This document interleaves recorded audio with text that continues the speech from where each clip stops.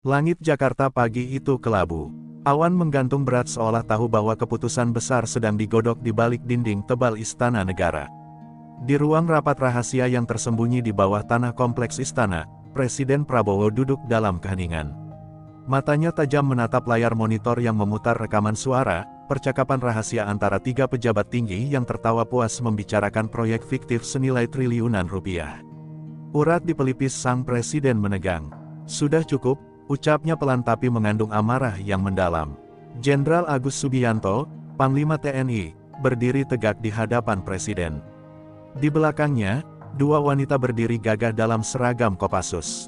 Mereka adalah Sersan Dinda dan Sersan Lestari, dua prajurit wanita yang telah melewati puluhan misi penyamaran berbahaya, dari membebaskan sandera di perbatasan Papua hingga menyusup ke jaringan perdagangan manusia di Asia Tenggara. Hari ini, tugas mereka bukan lagi berperang dengan senjata, tapi menghadapi musuh yang lebih licik, para penghisap uang rakyat. Presiden berdiri perlahan, mendekati mereka berdua. Negara ini sedang sekarat karena dijara oleh mereka yang mestinya melindungi rakyat, ucapnya lirih namun tegas. Saya tak butuh operasi biasa. Saya butuh tindakan senyap, cepat, dan menghancurkan akar busuk korupsi ini. Maukah kalian mengotori tangan demi membersihkan negeri ini? Dinda dan Lestari hanya bertukar pandang singkat, lalu mengepalkan tangan di dada. Siap, Bapak Presiden. Demi merah putih, nama kalian tidak akan tercatat dalam sejarah, namun tindakan kalian akan menyelamatkan masa depan bangsa ini, lanjut Presiden. Ia menyerahkan satu koper besi kepada Panglima TNI yang kemudian membukanya. Di dalamnya terdapat daftar nama, lokasi, serta bukti awal, satu jaringan korupsi besar yang menjalar dari kementerian, ke swasta, hingga perbankan internasional. Target utama kalian ada di Jakarta, Kalimantan, dan satu nama asing yang beroperasi dari Singapura, jelas Jenderal Agus. Lestari menatap data itu tajam. Salah satu nama membuat darahnya mendidih, mantan jenderal yang kini jadi pengusaha properti dan dulu pernah mengkhianati rakyat saat menjabat.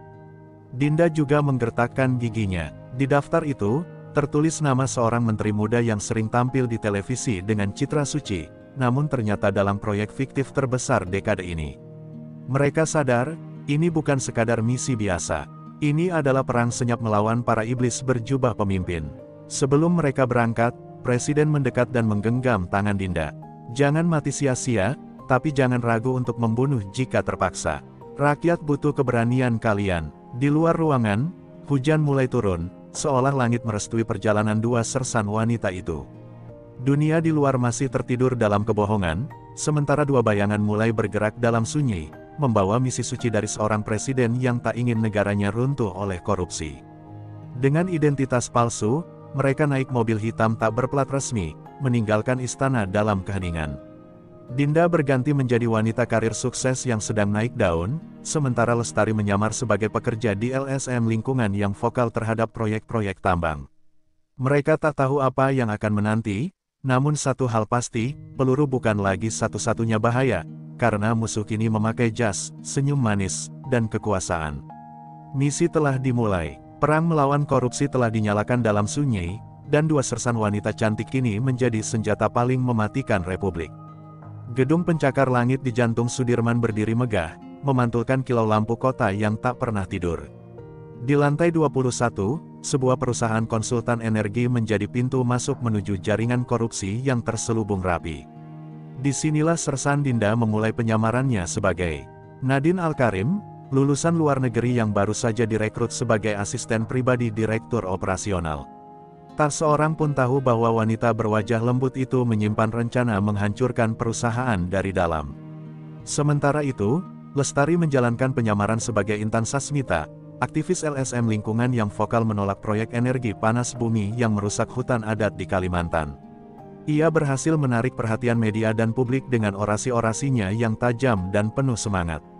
Tapi di balik semua itu, Intan diam-diam memata-matai pergerakan pejabat kementerian yang mengucurkan dana untuk proyek bodong tersebut. Lewat kamera mikro tersembunyi di pin bajunya, ia mulai merekam bukti demi bukti. Malam itu, Dinda berhasil membobol laptop sang direktur saat pria itu lengah tertidur di ruangannya setelah rapat larut. Di dalam folder tersembunyi, ia menemukan file bernama Phoenix Protocol, sebuah peta aliran dana dari pemerintah ke 6 perusahaan cangkang luar negeri. Jantung Dinda berdetak lebih cepat. Nilai transaksi yang tercatat, 3,4 triliun rupiah. Semuanya terkait proyek fiktif pembangunan pembangkit listrik tenaga surya yang bahkan belum pernah dimulai. Di sebuah hotel bintang 5, Lestari bertemu dengan seorang mantan staf kementerian yang bersedia membocorkan rahasia dengan syarat namanya tak dicatat. Mereka punya rekening di Kepulauan Cayman. Dan ada satu nama yang tidak bisa kalian sentuh. Menteri S, bisik lelaki itu gemetar. Lestari menatapnya tajam, lalu menyodorkan nomor kontak rahasia dan memberi pesan singkat, "Kalau kamu dibunuh, setidaknya kebenaran sudah kami kantongi." Lelaki itu hanya mengangguk sebelum menghilang di tengah kabut malam Jakarta. Hari-hari berlalu dalam ketegangan tinggi. Dinda makin dalam menyusup, menyaksikan bagaimana direktur dan para pejabat bermain golf sambil mentransfer uang rakyat ke luar negeri. Ia bahkan nyaris terbongkar saat seorang staf IT curiga akan aktivitas login yang tidak biasa. Tapi dengan kelincahan seorang Kopassus, ia berhasil menjebak sang staf dengan video palsu dan mengalihkan perhatian. Lestari pun mendapat ancaman. Suatu malam, apartemennya diacak-acak orang tak dikenal. Dinding dicoret dengan tulisan merah besar, "Diam atau mati." Tapi ia tidak gentar. Ia tahu, kalau musuh mulai takut, artinya misi mereka mulai mengena sasaran. Ia menatap kaca yang retak di kamarnya, melihat bayangannya sendiri. "Kamu belum mati, kan, Tar?" Gumamnya pelan sambil mengepalkan tinju. Laporan awal pun dikirim ke markas rahasia lewat jalur terenkripsi. Presiden Prabowo yang membacanya langsung menatap Panglima TNI dengan sorot mata tajam. Mereka mulai masuk ke sarang. Kita tunggu bukti puncaknya. Di istana, ketegangan memuncak. Beberapa pejabat yang terlibat mulai menyadari adanya ancaman. Mereka mulai mengaktifkan jaringan pembunuh bayaran. Dinda dan Lestari belum tahu bahwa mereka bukan hanya menghadapi para koruptor, tapi juga kaki tangan gelap yang siap menyingkirkan siapa saja yang menyentuh rahasia Phoenix Protocol. Tapi bagi dua sersan wanita ini, pantang mundur sebelum sang ular besar terkubur. Malam turun di Jakarta, tapi di otak Dinda dan Lestari, badai justru baru dimulai. Mereka berkumpul diam-diam di lantai bawah sebuah gedung kosong dekat Pasar Baru, lokasi penghubung rahasia untuk bertukar data. Di sana, Dinda menunjukkan flash disk berisi salinan dokumen Phoenix Protocol yang telah disembunyikan di balik casing ponselnya. "Ini bukan cuma soal proyek fiktif," ucapnya pelan, "ini tentang pengkhianatan berlapis. Uang negara dibersihkan lewat proyek mati lalu dialirkan ke yayasan-yayasan fiktif dan politisi luar negeri." Lestari menatap dokumen yang muncul di layar laptop rusak yang mereka gunakan sebagai kamuflase. "Ini bukan 1-2 menteri, Din. Ini jaringan. Kementerian ESDM, Perdagangan, bahkan sebagian dari Badan Anggaran DPR masuk." Tangannya gemetar menelusuri nama-nama dalam tabel.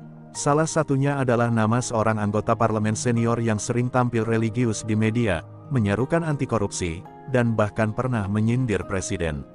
Licik sekali mereka. Mereka menyadari bahwa yang mereka hadapi bukan lagi sekelompok pejabat serakah, tapi sebuah sistem yang sudah membusuk.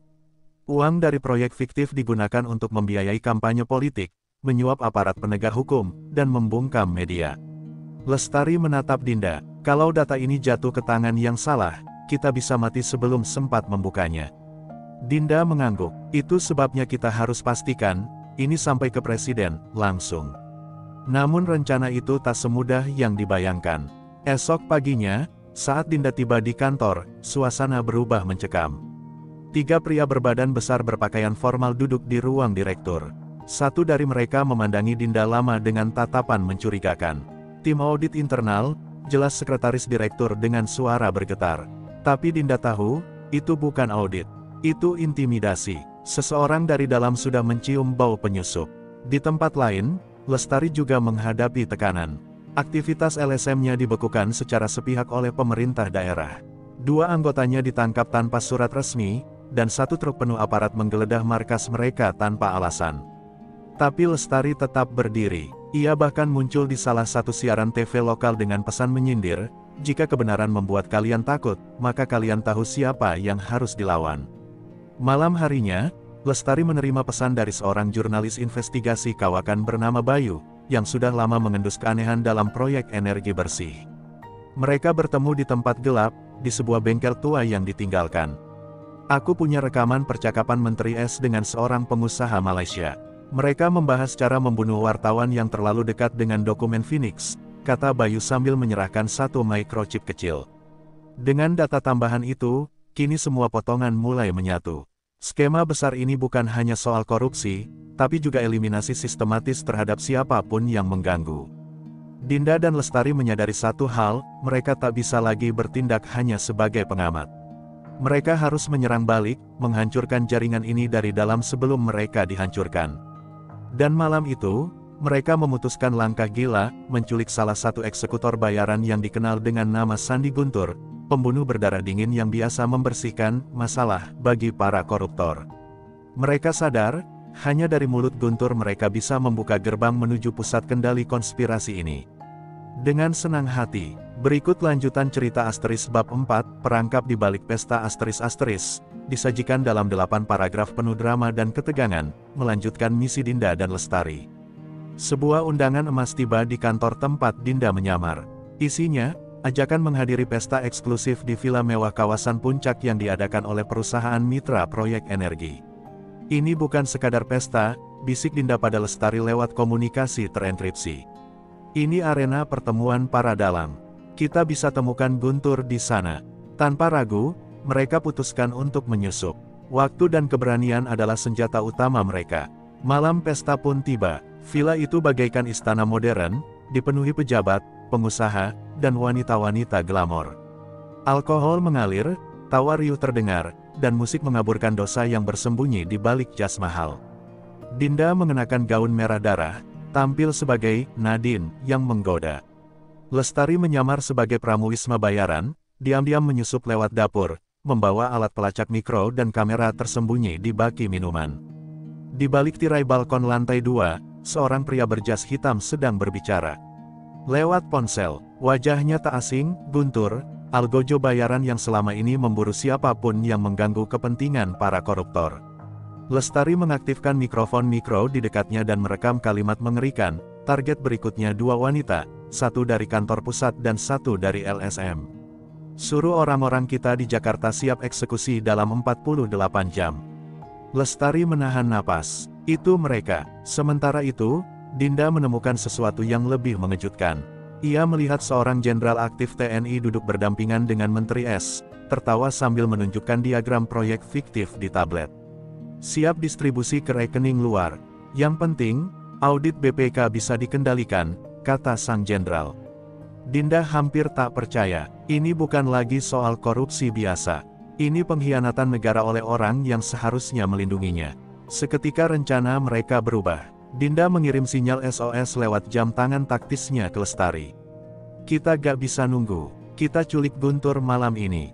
Tapi belum sempat mereka bergerak, alarm darurat villa berbunyi. Kepanikan pecah, asap mengepul dari garasi. Sebuah mobil meledak, sabotase yang tampaknya ditujukan untuk mengalihkan perhatian.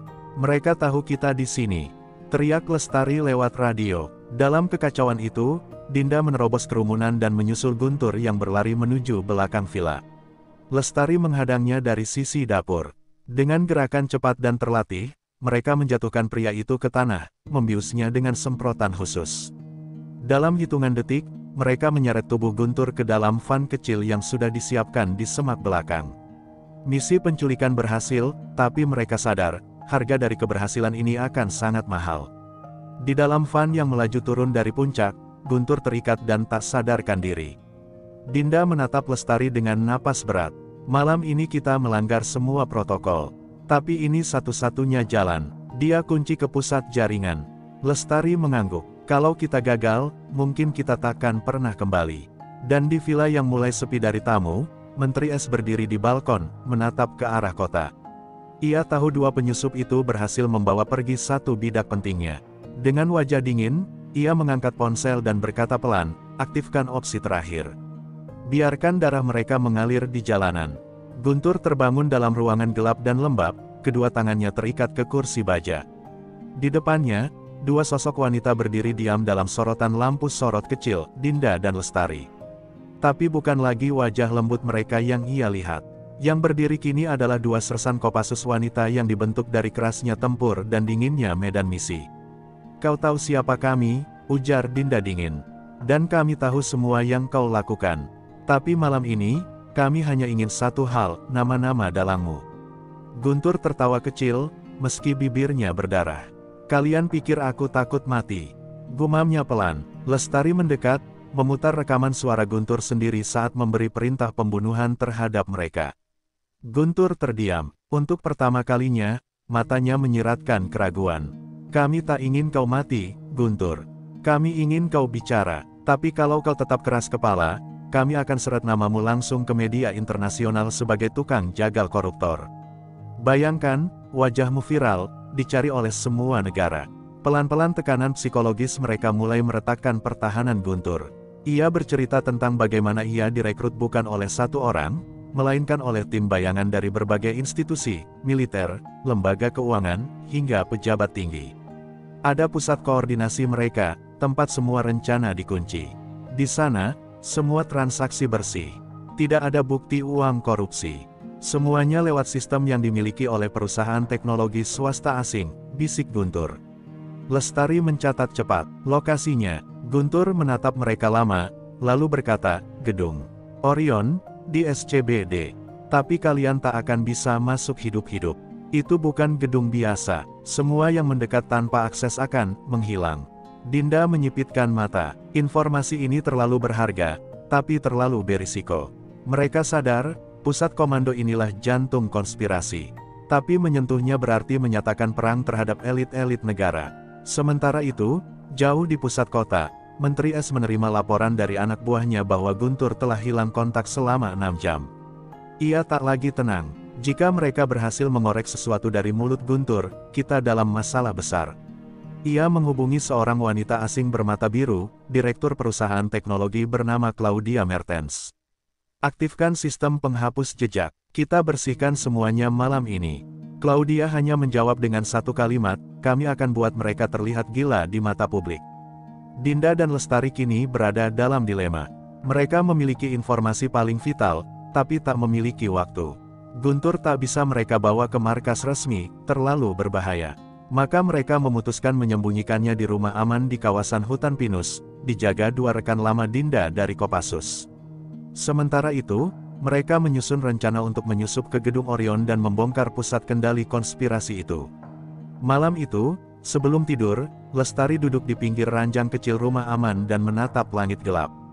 Kalau kita gagal, mungkin seluruh negeri ini akan tetap dikendalikan dari balik layar selamanya. Dinda duduk di sampingnya dan menggenggam tangannya. Tapi kalau kita berhasil, kita bisa membebaskan negeri ini dari tikus-tikus paling berbahaya yang pernah ada. Dengan senang hati, berikut lanjutan cerita dramatis untuk Asteris Bab 6, penyusupan ke gedung Orion Asteris, langsung menyambung dari akhir Bab 5. Tanda hubung. Asteris Bab 6, penyusupan ke gedung Orion Asteris. Hujan deras mengguyur Jakarta malam itu, seolah langit sendiri ingin menghalangi misi yang tengah disusun dua sersan Kopassus wanita. Dinda dan Lestari berdiri di seberang gedung Orion, menara kaca hitam berlantai 48 yang menjulang angkuh di pusat SCBD. Gedung itu tidak hanya jadi markas perusahaan teknologi Claudia Mertens, tapi juga tempat para koruptor menyimpan data dan menyusun strategi gelap mereka. Ini bukan cuma penyusupan, bisik Dinda, ini pernyataan perang. Mereka mengenakan pakaian teknis khusus yang tak bisa dikenali kamera pengawas. Satu-satunya celah untuk masuk adalah melalui saluran pembuangan bawah tanah yang tersambung ke lantai dasar gedung. Dengan tubuh menggigil, mereka merayap dalam lorong gelap dan berbau asam. Setiap langkah membawa mereka semakin dekat ke jantung konspirasi, dan semakin jauh dari kemungkinan pulang. Lantai 14 menjadi target utama. Menurut Guntur, di sanalah terdapat ruangan server dan akses masuk ke sistem utama. Tapi saat mereka tiba di lift service, sesuatu terasa aneh. Seluruh lantai bawah tanah gelap gulita, sepi tak wajar.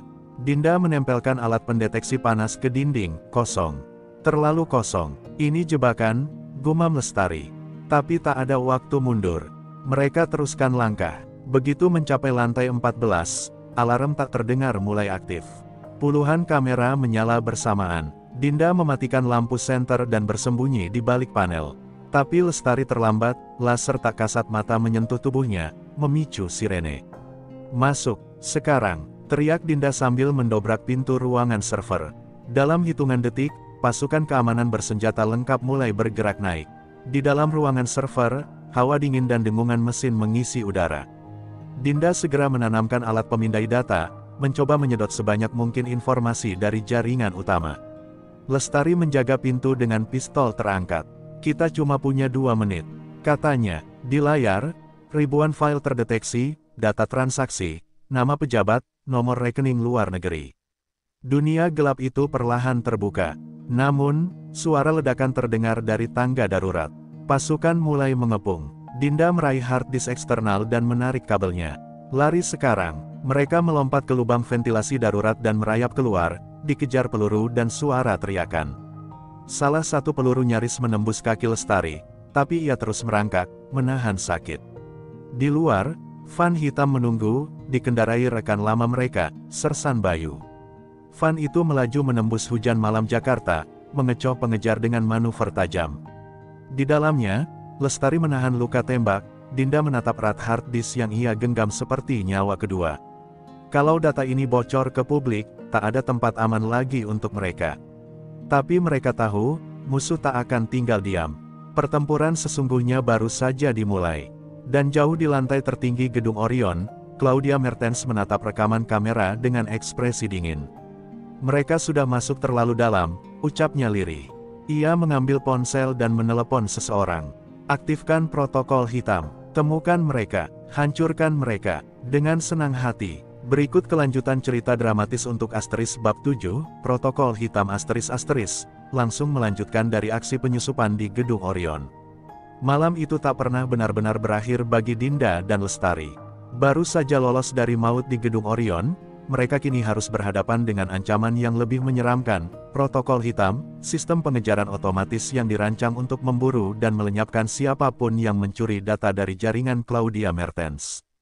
Di layar tablet Dinda, mereka bisa melihat drone-drone pemantau mulai berterbangan di atas Jakarta, mencari sinyal elektronik apapun yang terkait dengan perangkat yang mereka bawa. Di sebuah rumah persembunyian kecil di pinggiran Bogor, mereka mencoba mengakses sebagian data dari hard disk yang berhasil mereka ambil.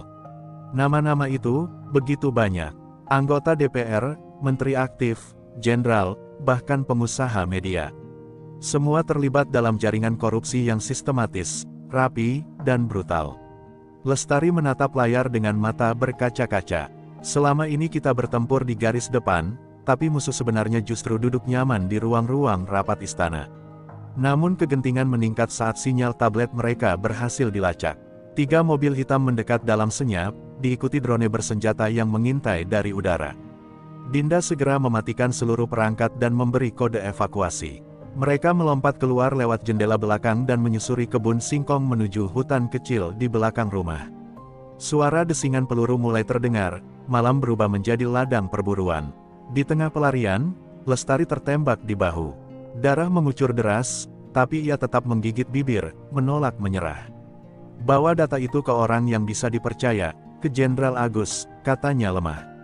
Dinda nyaris menangis, tapi ia tahu misi lebih besar dari perasaan pribadi.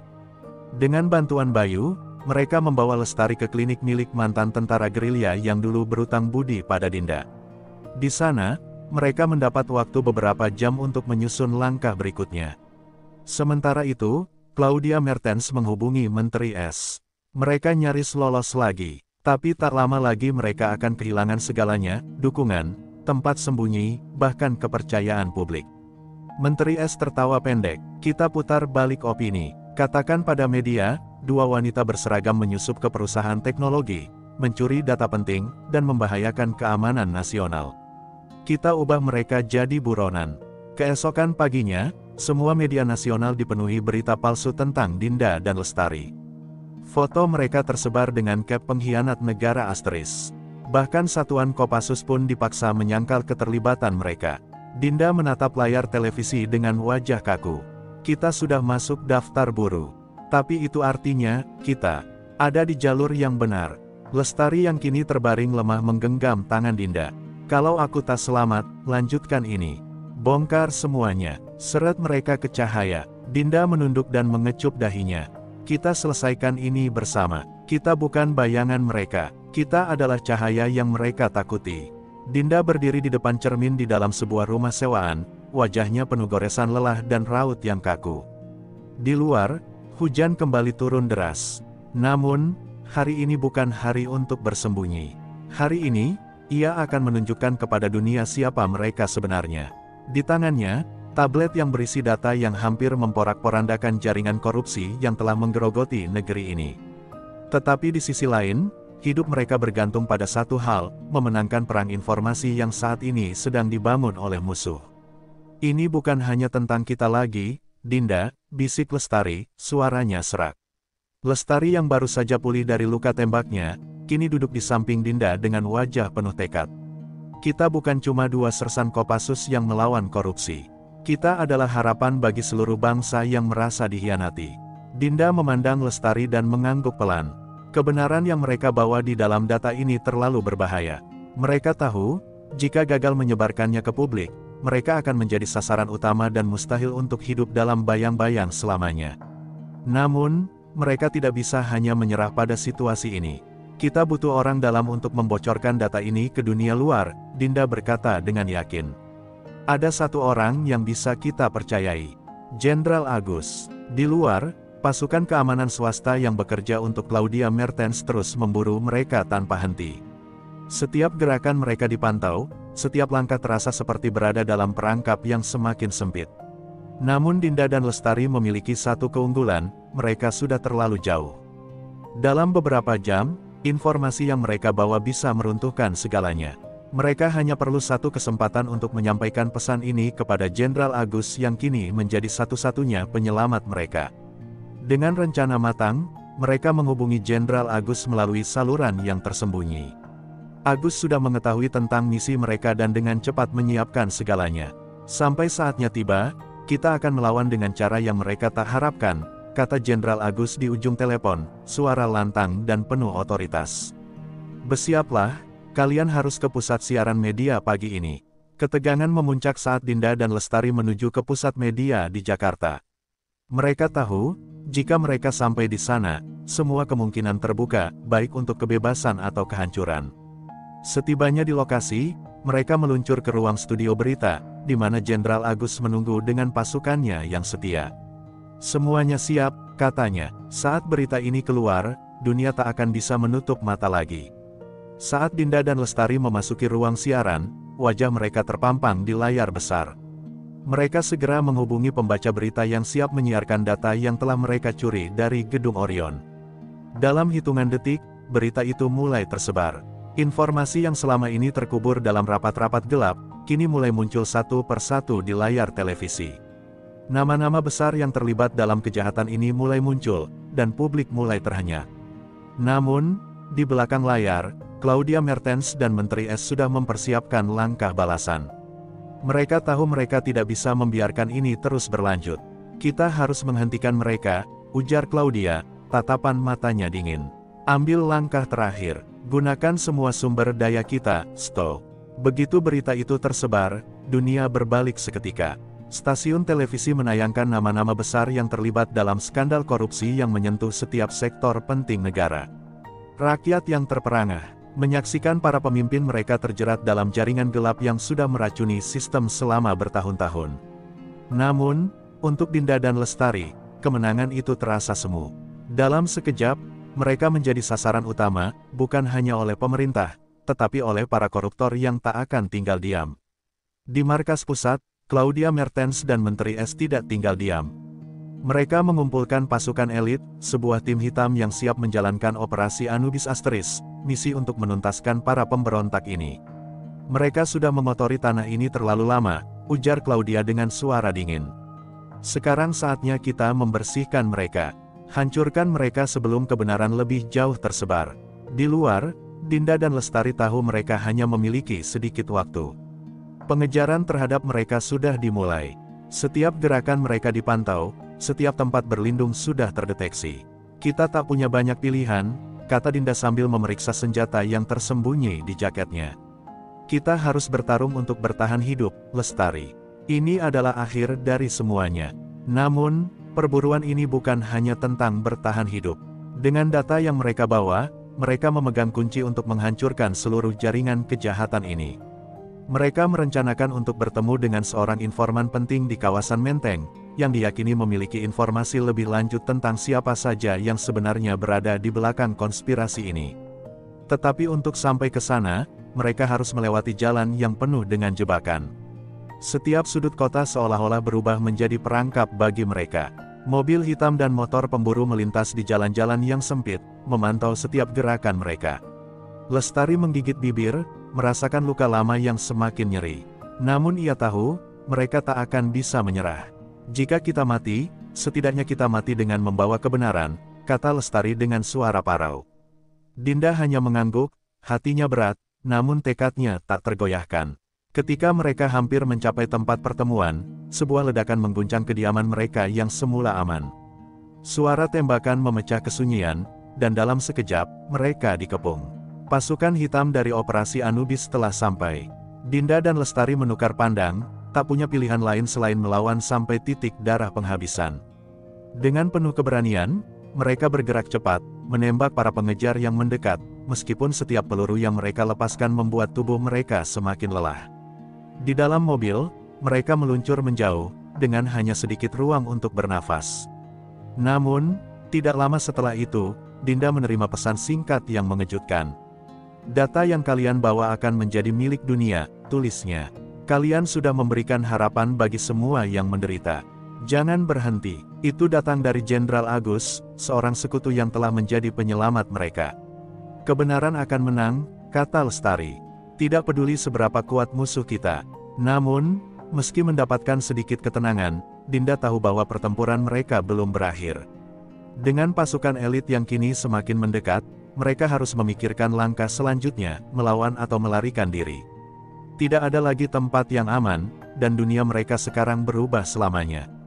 Kebenaran telah dibuka, tetapi apakah mereka bisa hidup untuk melihat perubahan itu?